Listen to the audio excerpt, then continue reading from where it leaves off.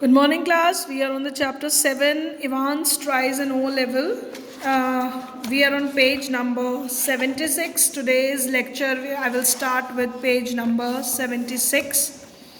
You know that Ivan was giving the exam of German language, which in the prison, and the permission was granted to him. The examination was about to start when McClary came there. Now it was 9:10 a.m. when the governor switched on the receiver. He had instructed Jackson to tell Ivan of the temporary little precautions. That was only fair, but wasn't it all a bit theatrical, school boyish almost? How on earth was Ivan going to try anything on today? If he was so anxious to make another break, why in heaven name hadn't he tried it from the recreational block? Much easier, but he hadn't. And there he was now, sitting in the locked cell, all the prison officers on the alert. Two more locked doors between his cell and the yard. And a yard was a wall as high as haystack. Yes, Ivan was as safe as houses. Now at about 9:10, when governor switched on the receiver, he simply instructed Jackson to tell Ivan of all the precaution he has to be told related to it, and he was simply wanted to be fair with him, and it was looking as if he is giving instruction to the school boyish almost. And then he thought to himself that why Ivan is giving this exam such a way. If you had to run away from this place, he might have ran from the recreational block, which would be easier from him. So why he is giving exam in a cell which is double locked, and from there he had no chance. So that thought was coming in his mind that maybe he is genuinely giving the examination, and he is as safe as a person would be in the houses. So anyway, it wouldn't be any trouble at all to have the receiver turned on for the next couple of hours or so. It wasn't as if there was going to be anything to listen to, was it? Amongst other things, an invigilator's duty was to ensure that the strictest silence was observed. But still, that little nagging doubt. Might Ivan try to take advantage of McClary, get him to smuggle in chisel or two, or a rope ladder, or so he just don't want that receiver should be kept down. He wanted to listen all what is going on in the cell. He wanted to be more vigilant at this time, and invigilator told him that there should be strict silence should be there. But still something was bothering him. Nagging doubt means he was still something was bothering him.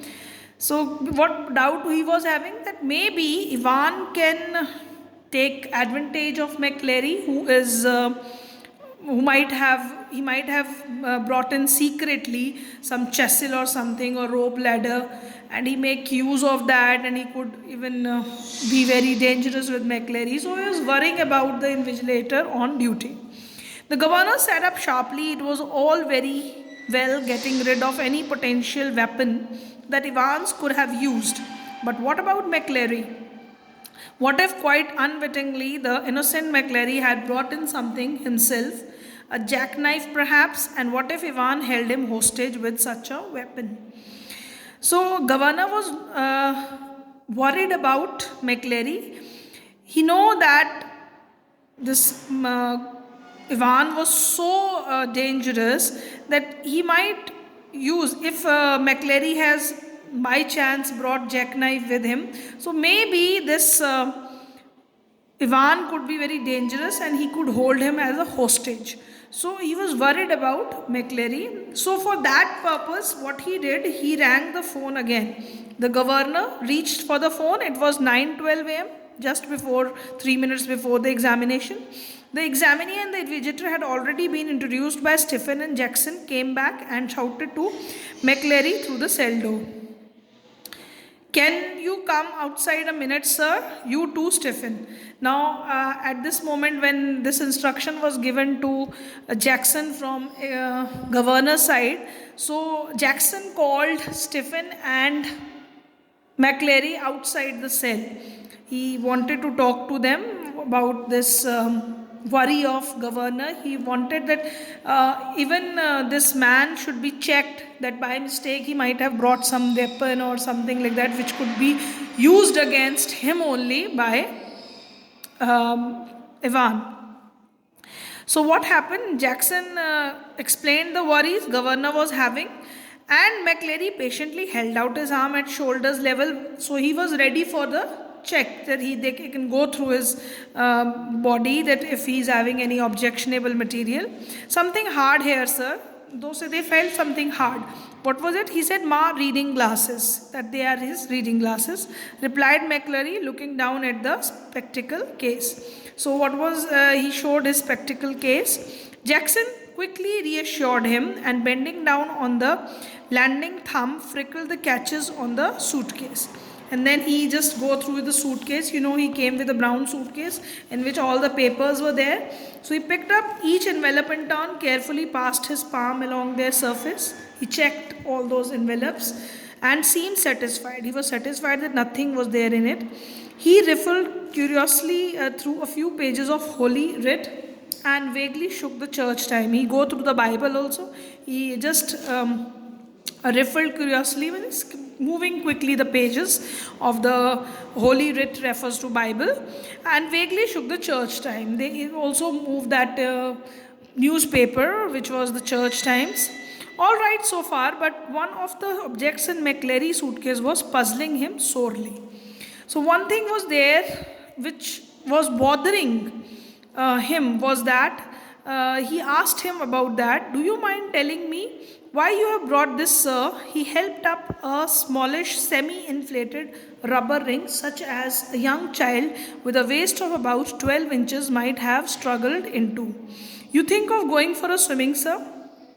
So what objectionable thing he was saying in the suitcase? It was semi-inflated, means it was not fully blown, it was partially blown rubber ring, just as the children used to wear around their waist during the swimming. So they asked him that, "Are you going for swimming after this?" That kind of tube was there. So McClary, though amiably demure, was slightly ruffled by this tasteless little pleasantry. Now, this McClary, Hydro means before this, who was amiable demeanor, who was very kindly, respectedly behaving, was slightly ruffled by the tasteless little pleasantry. He was, showing that tasteless little pleasantry means he was looked uncomfortable and looked angry at this. And he answered Jackson somewhat sorely and very dryly and angrily. He just talked to him. He said, "If ye must know, I suffer from hemorrhoids, and when I am sitting down for any length of time." Hemorrhoids is a kind of problem of piles where man cannot sit for a long time. So he said that I suffer from that. So that's why he need that tube-like structure to sit, because they face the problem in this disease piles. And so this man explained to him that why this tube is there with him. "Very sorry, sir, I didn't mean to err." The embarrassment was still reddening Jackson's cheeks when he found the paper knife at the bottom of the case. And this Jackson was embarrassed asking this question from him. And then they find the paper knife was there in the bottom of the case. So he said that, "I think I'd better keep this, though if you don't mind, that is, sir. I hope you won't mind taking this paper knife from you." It was now almost 9:18. You know that exam is going to start at 9:15, but it's already 3 minutes late. Before the governor heard their voices again, and it was clear that examination was going to be more than a little late in getting underway. So governor was listening their voices, so he was thinking that obviously the exam is going to be late now, as they were going through the checking already. Now McClary says, got a watch. He's asking this question from Ivan, that whether he has got. So he said, "Yes, sir." Then McClary gave the instruction, "I'll be telling you when to start and again when we have 5 minutes left." Right. He said that all the instruction which examiner gives to the children were given by McCleary. Being invigilator also, he just gave the instruction that I'll tell you when you are going to start with the exam, and when 5 minutes will be left, I'll inform you. Then there was silence from Ivan's side. That shows that he was listening to him. There is plenty more of this writing paper should ye needed it. There are so many papers we have. If you need some more papers to write, they are there with me. Now write the name on the paper 0211 in the top left hand corner. In the top right hand corner, write your index number 313. In the box just below that, write your center number 271. Right. You all have given your class 10th examination. You know that the kind of instruction examiner give to the students about their name and the paper number and the index number. All those instructions were given. So he was telling him instruction, and Ivan was listening to all the instructions very carefully. Now silence was there, and it was already 9:20 a.m. Now McCleary was about to start this, but Ivan interrupted in between. He not going to stay, or is he that he is going to stay here? He is asking about Stephen, that he is going to stay here only. I don't know about that. McCleary says that I don't know about it. So Jackson, this Stephen said that Mr. Jackson gave me strict instruction to it.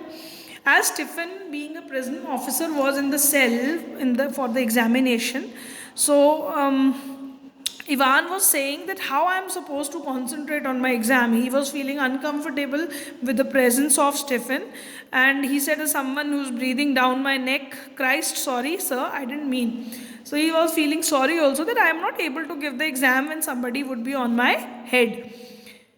And this conversation was heard by governor. So governor gave the instruction that the governor reached for the phone. Jackson, good, get Stephen out of that cell, will you? I think we are perhaps overdoing things. So he thought that we are thinking more about all these things. So we should not overdo things. So let's call Stephen out of the cell. And then, as you wish, sir, he simply responded that. And then the governor was hearing the conversation, the exchange in the cell. As Jackson came in and he asked Stephen to come out. He was hearing all those exchange. Exchange here refers to the words which he was hearing. Heard the door clang once more and heard McCleary announce that the examination had begun at last. So he heard that the examination had begun. The door clanged and he came out of the cell. Stephen came out of the cell. And what was the time? It was 9:25 a.m. and there was a great calm. You know that during the examination there was complete silence, and exam started 9:25. It was 10 minutes late. Before the scheduled time was 9:15, but it was 10 minutes late. At 9:40 a.m., the examination board rang through, and the assistant secretary with special responsibility for modern language asked to speak to governor. The examination had already started, no doubt. A quarter of an hour ago. Yes, well, there was a correction slip which some fool had forgotten to place in the examination package. Very brief. Could the governor please? Yes, of course. I'll put you straight through to the Mr. Jackson in D-Wing. Hold the line a minute. Now, there was a call from Assistant Secretary at 9:40 from the examination board, and he said that some fool has forgot to keep the examination, this correction slip in the examination packet, and he wanted to talk. So governor said that you can hold a line for a minute. I'll just connect you to D-Wing. But in between he thought something, that was this a sort of thing governor had feared? Was the phone call a fake, some signal, some secret message? But he could check on that immediately. He dialed the number of examination board, but heard only the staccato beeps of line engaged. But then the line was engaged, wasn't it? Yes, not very intelligent that. Now he talked to himself that, is this the kind of a fake call which somebody is making? Maybe a kind of a plan or some signal to Ivan, he was thinking. But he knew that he could check all these things immediately. So he tried to call at the number of examination board, but the number was already engaged. And this engaged number, he thought that obviously the number is engaged because somebody is calling from that line to him. So 2 minutes later, he heard some whispered communication in the cell, and then McClary brought Scott voice. And after this 2 minutes of this time, he heard some conversation going on in the cell. And what was that conversation? It was between McClary and Ivan. And McClary was speaking in his Scottish accent, loud Scottish voice. Will ye please stop writing while Mr. Ivan and listen carefully. Candidates offering German 0211 should note the following correction. On page 3, line 15, the fourth word should read golden, not goldeny, and the whole phrase will therefore read zum goldenen Lohn, not zum goldenen Lohn. I will repeat that. So in that accent, he spoke about that correction in the examination paper very loudly, and that correction is made by him, whatever he was making that, and he repeat that. The governor was listening and he smiled. He had taken German in the 6th form himself, and he remembered all about the agreements of adjectives. And so he did McClary by the sound of things, for a minister's pronunciation was most impressive. But what about Ivan's? He probably didn't know what an adjective was. So governor thought that okay, they are making the correction. He know German. He had learned that language, so he remembered about this. Whatever he was telling was agreement about the agreements of adjectives in German language, and he was impressed by the way McClary was making the correction, because his pronunciation was very impressive. So but he was thinking about Ivan, that whether he know about what an adjective was. So he was believing that Ivan was having no knowledge about the adjectives. And at this time again the phone rang, the magistrate's court. They need a prison van and couple of prison officers, remand case, and within 2 minutes the governor was wondering whether what could be a hoax. He told himself not to be so silly. His imagination was beginning to run Royds Ivan. Now again his phone rang again, and this was a call from magistrate court, and they wanted a prison van and some prison officers. But again, as governor was worried about Ivan's running or escaping from the prison, he thought that this could be a fake call, and then he tried to tell himself that I'm thinking very silly things.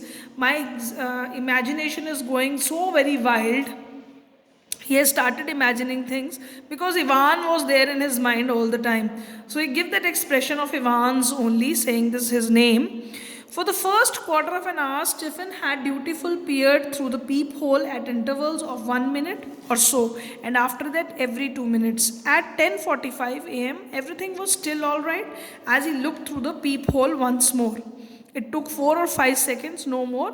What was the point? It was always more or less the same. Ivan, his pen between his lips, sat staring straight in front of him towards the door, seeking, it seemed, some sorely needed inspiration from somewhere.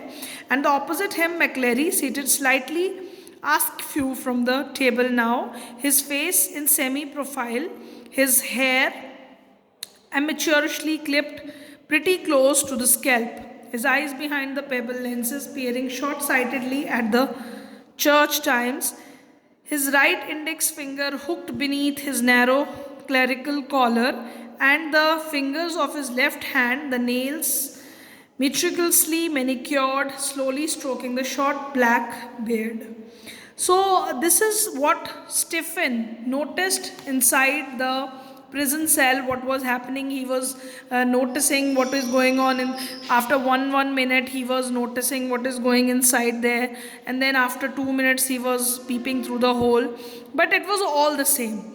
Ivan was just holding a pen in his lips as if some inspiration is going to come. He was looking towards the door only, and he was not writing anything. On the other side, the invigilator who was there He was reading the church time. He was also looking the same. He was through his specs. He was reading that newspaper which he has brought, the church time.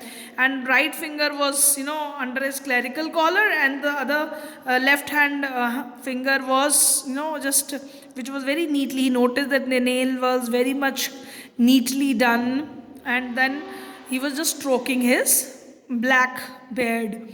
So that what he was doing, sitting in front of Ivan. Now at 10:50 a.m., the receiver cackled to life, and the governor realized almost forgotten Ivan for a few minutes. So for few minutes, this governor has forgotten about Ivan because everything was going on quietly. And what he heard at that moment, Ivan, please, sir, would you mind if I put blanket around me? My shoulder, sir, it is a bit parky in isn't it? Silence. There on my bunk, sir, be quiet about it.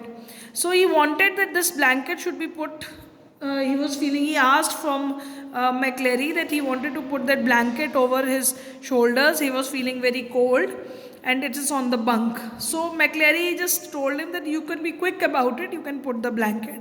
This was all talks which governor is also hearing. Sitting in his office, he was hearing their conversation clearly. And then again there was silence. But when Stephen looked inside that cell, again he saw that the blanket was wrapped around Ivan. So at 10:51 a.m., Stephen was more than a little surprised to see grey regulation blanket draped around Ivan's shoulder, and he frowned slightly and looked at the examinee more closely.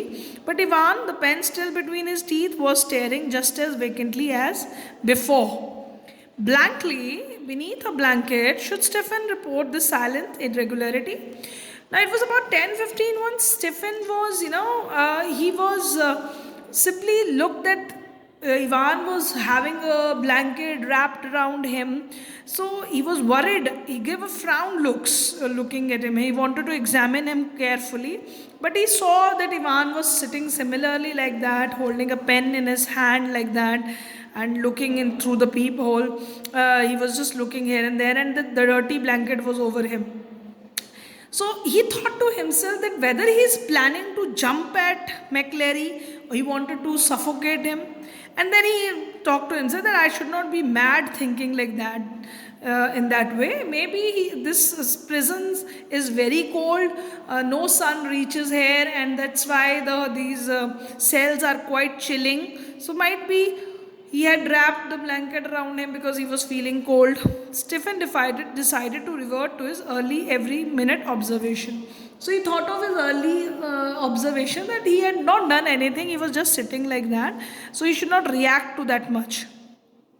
So what happened at 11:20? The receiver once more cackled across the silence of governor's office, and McCleary informed Ivan that only 5 minutes remained. Now he saw that again governor's office, when there was a conversation in the cell, the governor's office, the sound could hear, and he heard that McCleary informed Ivan that 5 minutes are left. The examination was almost over now, but something still gnawed away quietly in governor's mind. He reached for the phone once more.